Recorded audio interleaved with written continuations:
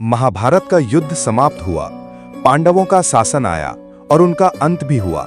लेकिन इस महाकाव्य की गूंज सिर्फ उनके युग तक सीमित नहीं रही, बल्कि हजारों साल बाद भी ये गाथा हर इंसान के जीवन का हिस्सा बनी हुई है।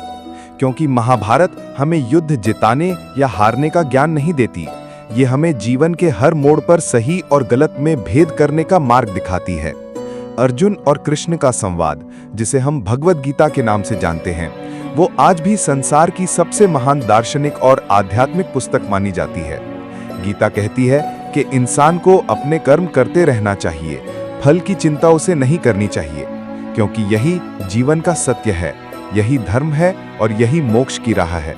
जब भी कोई इंसान उलझन में पड़ता है, जब भी सही और गलत की सीमा धुंधली हो जाती है, तब गीता का एक श्लोक रास्ता दिखा देता है।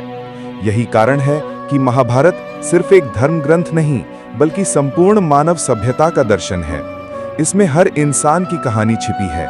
दुर्योधन के रूप में अहंकार, अर्जुन के रूप में द्वंद्व, भीष्म के रूप में कर्तव्य और द्रौपदी के रूप में अपमान का प्रतिशोध, शकुनी के रूप में षड्यंत्र और कृष्ण के रूप में सत्य का मार्गदर्शन।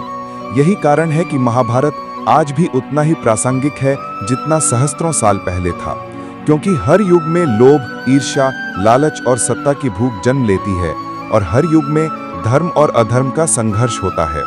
आज जब हम आधुनिक दुनिया में विज्ञान और तकनीक की ऊंचाइयों को छू रहे हैं, तब भी जीवन की उलझनें वही हैं। नैतिकता और स्वार्थ, कर्तव्य और आराम, धर्म और अधर्म के बीच चुनाव। और इन चुनावों में महाभारत हमें आईना दिखाती है। ये बताती है कि रिश्तों में यदि लोभ घुल जाए तो भाई भी भाई का दुश्मन बन सकता है, और यदि मित्रता में सत्यनिष्ठा हो तो कृष्ण और अर्जुन की तरह असंभव भी संभव हो सकता है। इस महाकाव्य का सबसे बड़ा सबक यही है कि शक्ति या सत्ता ही अंतिम सत्य नहीं है। अंतिम सत्य है धर्म, और धर्म का मतलब सिर्फ पूजा पाठ नहीं, बल्कि वो आचरण है जिससे समाज का भला हो, जिससे अन्याय का अंत हो और जिससे इंसान अपनी आत्मा के प्रति ईमानदार रह सके।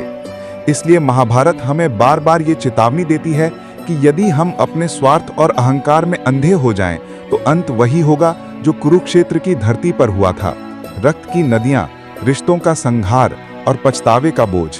लेकिन अगर हम कृष्ण की तरह सही समय पर सही निर्णय लें और अर्जुन की तरह अपने कर्तव्य का पालन करें, तो जीवन भी विजय का मार्ग पालेगा। यही है महाभारत का अमर संदेश, जो सहस्त्रों साल बाद भी जीवित है, और आने वाली पीढ़ियां भी इससे सीखेंगी कि महाभारत सिर्फ एक युद्ध की गाथा नहीं, बल्कि संपूर्ण जीवन का आईना है।